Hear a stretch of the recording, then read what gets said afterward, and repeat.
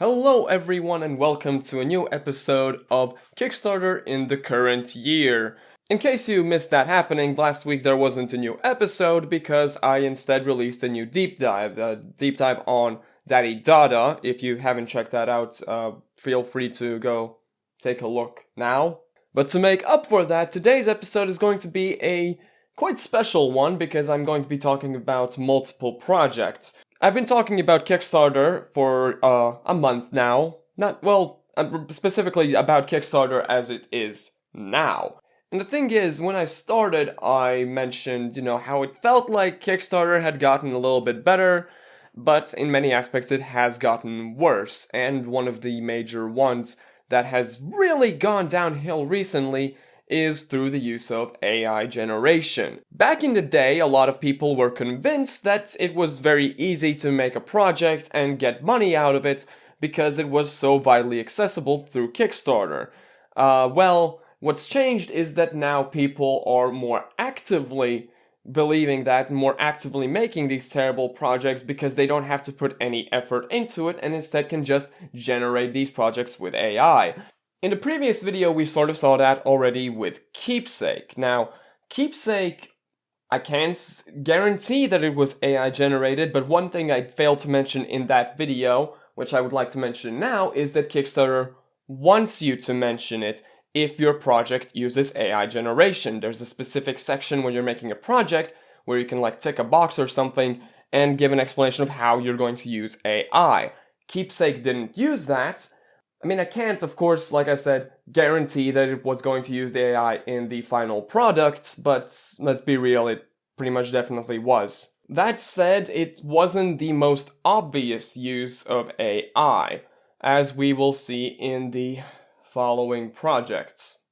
I would like to give a quick shout out to Lobster Mashing on Keyboard on our Discord server, who has done a huge amount of work compiling all of these terrible projects and has a lot of experience looking at these projects from forums and stuff. So huge shout out to you. If you want to join a conversation on the Kickstarter crap and whatever else yourself, feel free to join our Discord server in the description below. But we're going to start right off with a project that already seems pretty bad, but I will like to assure you that it gets significantly worse.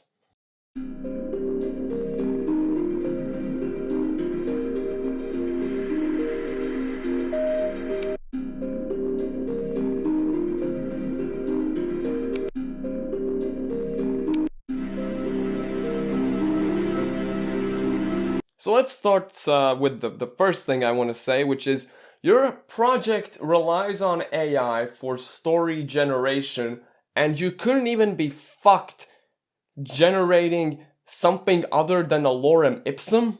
That seems like step one, if you're using the AI to generate the story in-game, actively and interactively, how do you not generate a single fucking paragraph at the beginning, when you're just even showcasing this thing off in a video? That is monumental incompetence. Of course, the game itself is clearly just some generic Unity garbage. I can't really comment too much on it.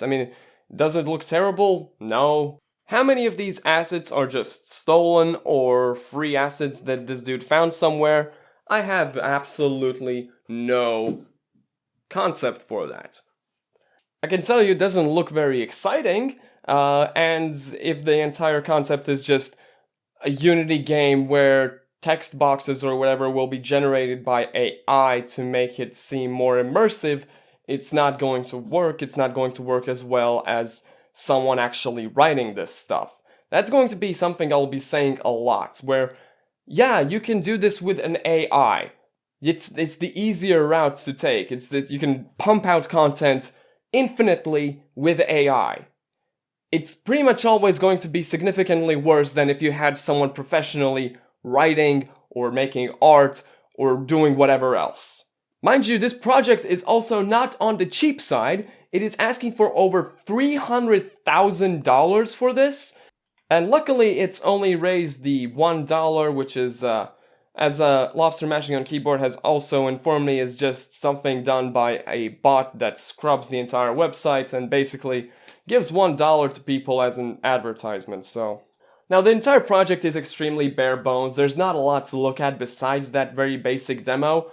However, I will be paying attention to the AI generation section, because this person has actually done it. He is one of the few people who has taken the time to look at this section, tag it correctly, and provide actual information that is relevant about how AI is going to be used. Kind of. Well, the second question is, do you have consent of owners of the works that were or will be used to produce the AI-generated portion of your projects? And he gives a pretty solid answer that he will be using paid APIs for this, and if there is copyrighted material, he will acquire licenses for it. Seems reasonable, that's completely fine. The first answer, however, is a little bit suspect. AI-generated content will be used in personalized agents for user assistance and recommendations, immersive games to create adaptive storylines and scenarios, edutainment for tailored educational content, community engagement, AI-curated forums and discussions, imagery for AI-generated graphics and visuals within games and the platform. These features aim to make user experiences unique and dynamic.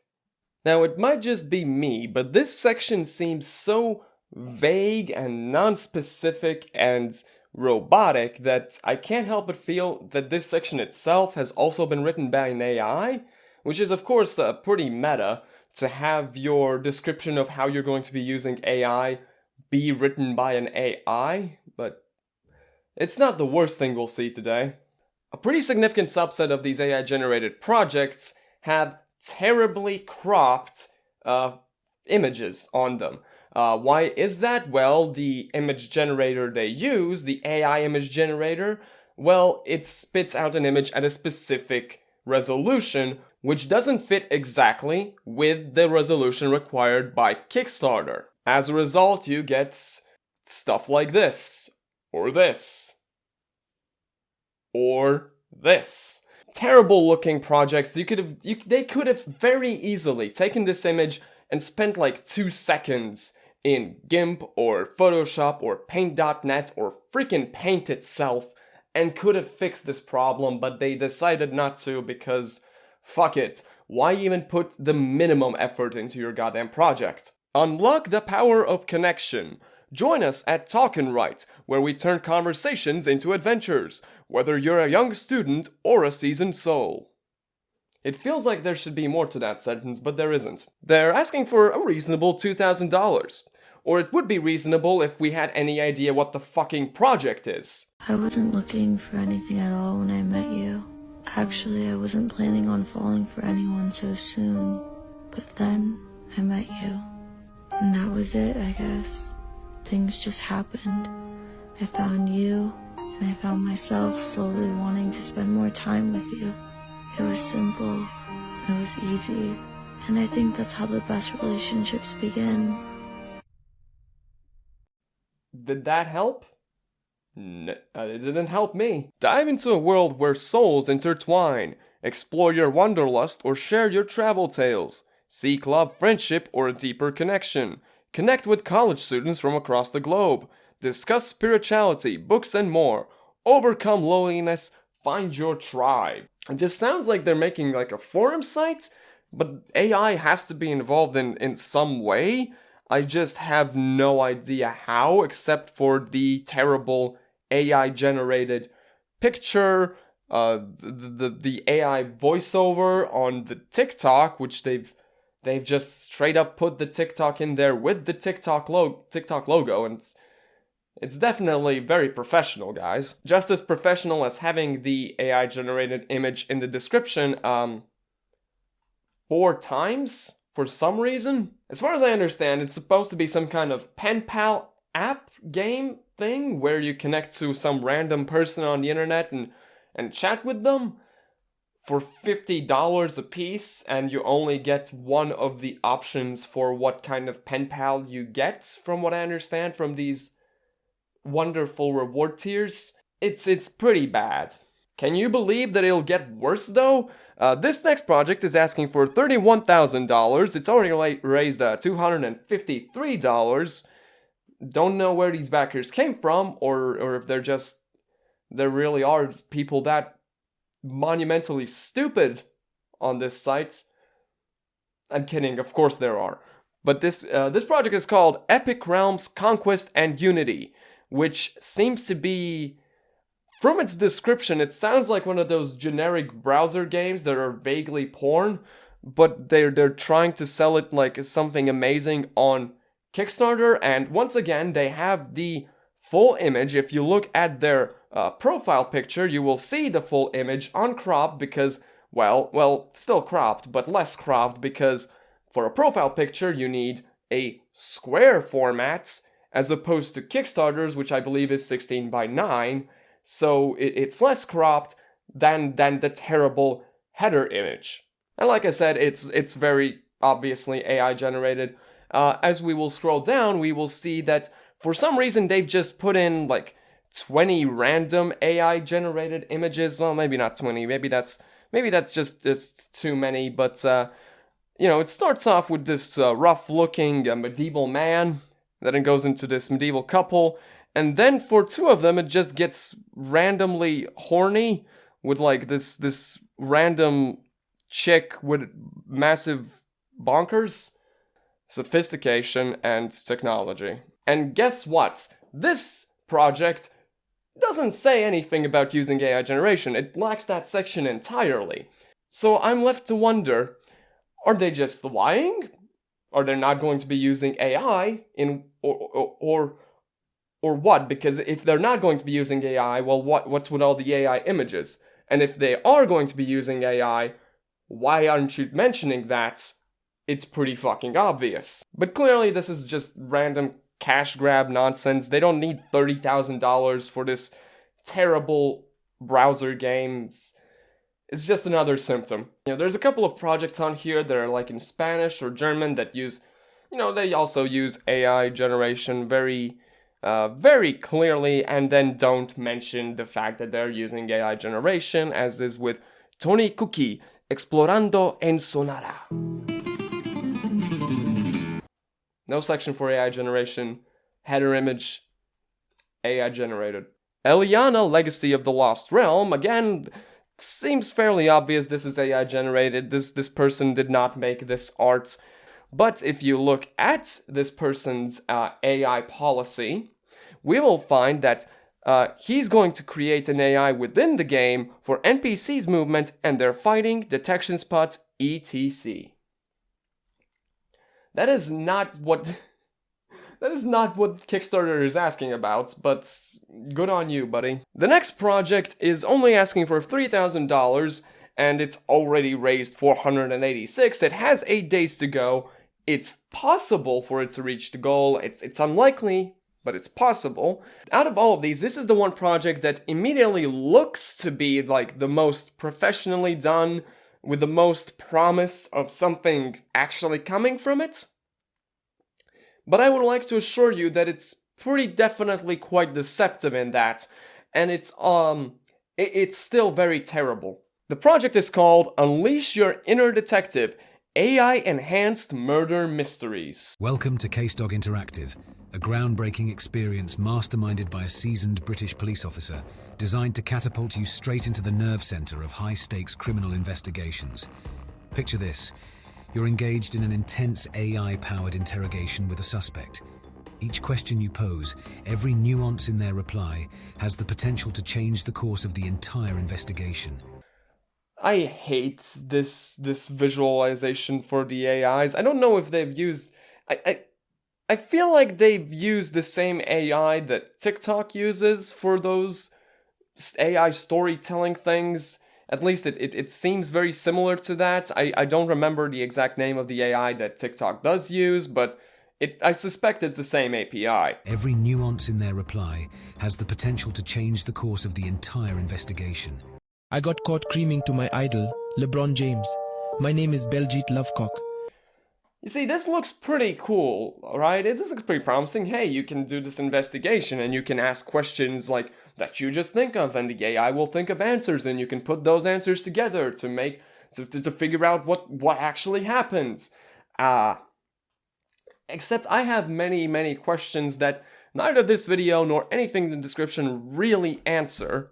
There's clearly quite a lot of options for information that you might try and discover. They have like forensics, they have interrogation, like vehicle checks, background checks. There's a lot of stuff you can look at, and I have my fair share of doubts about them being capable of making it actually coherent and the AI to manage all of that information without human input. It sort of gives me the idea that they're going to be, well, they're saying it's AI enhanced, meaning that AI isn't going to generate the case and murder and everything else. It's just going to have this pre-written information into it, and it's up to you using these questions to decipher that information and get it out. However, I have my doubts because we're still at a phase where AI is like giving people recipes for bleach cookies and things like that. I don't know how well this is going to be put together, but hey, maybe it'll work completely fine. It would help to know what API they're using, which of course is information that they do not provide. If we check the AI use section at the bottom, well, what do they actually tell us? In Casedog Interactive, we utilize advanced AI image generators to dynamically create a diverse array of characters. This innovative approach not only brings an unprecedented level of variability and realism to the gaming experience, but allows us to continuously introduce new characters, keeping the narrative fresh and engaging. In other words, they are going to be generating new characters and new plot points and new things within the story throughout the game, which to me suggests that it's going to be kind of a complete mess. But that's just sort of my skepticism talking, maybe I'm wrong. Let's check the other question, which is, do you have the consent of the owners of the works that were or will be used to produce the AI-generated portion of your project? This is like the most important question in the entire project. This is where everything about a project that uses AI really hinges on, because this determines whether the project is ever even going to be like legal, if you're going to be legally allowed to use this data and publish the project and make money off of it. The first project was terrible, let's not gloss over that, but it answered this question very well. They mentioned using paid APIs. It would have been better if they mentioned a specific one, but maybe they're not settled on which specific API they're going to be using. And they also mentioned copyrighted material where need be they will be paying for it. Cool, if they're willing to do that, I guess that's fine. How does this extremely well-made professional project answer that question? The character images do not require consent, as they are completely fictitious. Where are you getting the data from? What API are you using? Have you paid for the API? I have no idea. Are you making your own API? Are you making your own AI for this? No information about that. Well, clearly you're using something that's already out in the world and exists and you don't need the money for. For starters, $3,000 not going to really be covering much, especially not developing an AI, meaning that you're definitely using pre-existing API, which is also apparent if you look at the video and you can see the facial movements and everything look exactly the same as whatever the hell TikTok is using. For as professional as this entire project seems, that one final question is just a clear sign that these people are either morons, despite all the effort put into this, or just completely oblivious, or actually just very deceitful, and this is just bullshit. Luckily for me, there was actually a demo available on their site. Signing up for it was a bit of a pain, but I managed to get on there, and I managed to try out the interrogation, as they called it. Now, first off, you aren't actually interrogating a suspect, you're interrogating a witness, which means that the video is already deceptive on that account, but even more deceptively, the AI is terrible, and it barely even qualifies as that. Yes, there's variation on the answers that it generates, but the variation is essentially just it's saying the same exact thing with different wording. In fact, you can go through the entire interrogation here by just repeatedly asking the question, what did you see? Nothing will change. None of it will ever really be different. There are a couple of more terrible AI projects on here. There's one it's a game that barely looks like a game even in the first place, and it's for some reason just is using ChatGPT for game ideas when the gameplay seems to just be clicking on a screen and walking up some stairs. There's more terribly cropped AI-generated image projects. But what I'd like to finish and go out on is this project, Diffusion Village. This isn't going to be the worst of these projects. It's not going to be the best of these projects. It is, however, one of these projects. It already failed on October 10th. It's supposed to be some RPG game where you're like going around killing monsters, talking to characters, but everything, including the characters and the buildings, is AI generated as you go along. It's nothing really amazing, but I would like to commend the creator of this project, who is clearly not a developer really, not an artist, not a writer, not into marketing. It's just some computer engineer who decided to make a project like this, and he has gone fully mask off about why he's making it the way he is. For starters, he's making the project because for some reason he thinks the graphics or whatever are the most important part of a game like this. Apparently Mario Maker just isn't as amazing as it could be because you can't change the color of a mushroom tip. So he had to make the Diffusion Village. But he says, hey, can we create a game where people build their own worlds with their own assets? Huh. This is the direct quote. He basically RPs in his own posts, which is wonderful. Huh. But we are probably not good at drawing. Our game assets will look like a hot pile of garbage if we add them in our game. You're really selling yourself there. But he's basically saying he's a terrible artist. He can't make music. He can make art assets. He can make a game though, a very basic game by the looks of it. But he can make a game.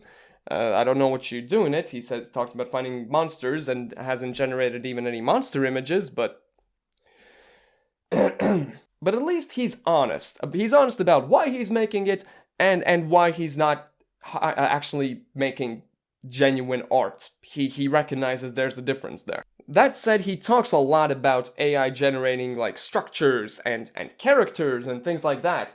Graphics, yes. Same as with the detective game, and same as with many of these games, same as with the first game. I can understand how you can generate these images and put them in your game, how you can generate like character models maybe and put them in your game. I'm not so sure about generating interactive stories in combination with actual gameplay and actual graphics. You have things like character AI and whatever else, like a AI dungeon from back in the day and whatever the new thing is. You have all of these things that do that have this world that is built around you over time, but you don't really have gameplay that is set gameplay and isn't just an extension of that AI generation and of that writing. The moment you add in actual combat and quests and trying to add a coherent story and with a start and a finish and a plot, that's where things are going to get very difficult. You can't just have random conversations that are AI generated where you write things in. You need to have those conversations somehow impact the gameplay.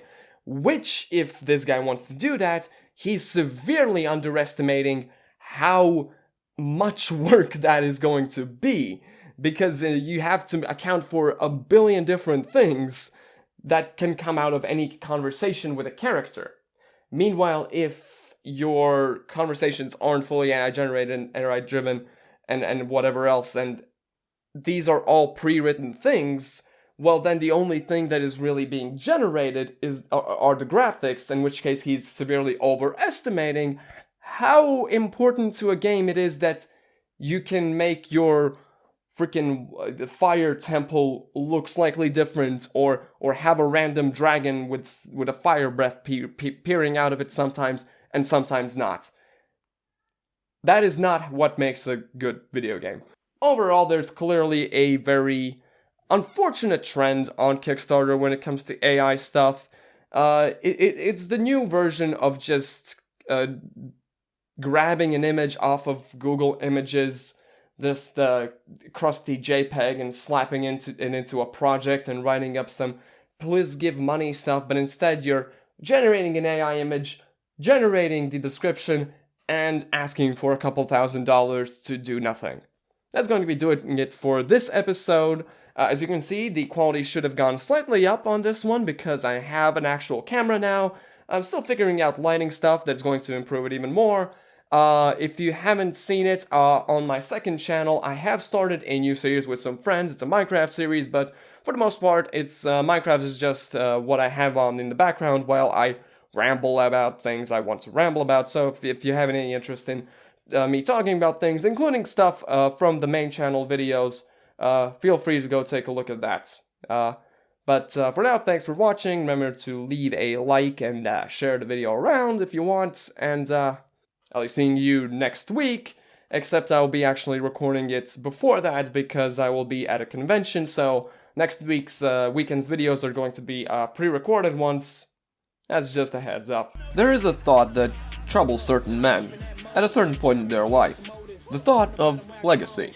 What they would leave behind if they were to retire or drop dead. There was a man from California that must have had this thought. He looked at all he had done, and he felt it wasn't enough, and that he ought to do more. So he took on a moniker, one based on his real name, and became known to the world overnight. Known as none other than Daddy Dada.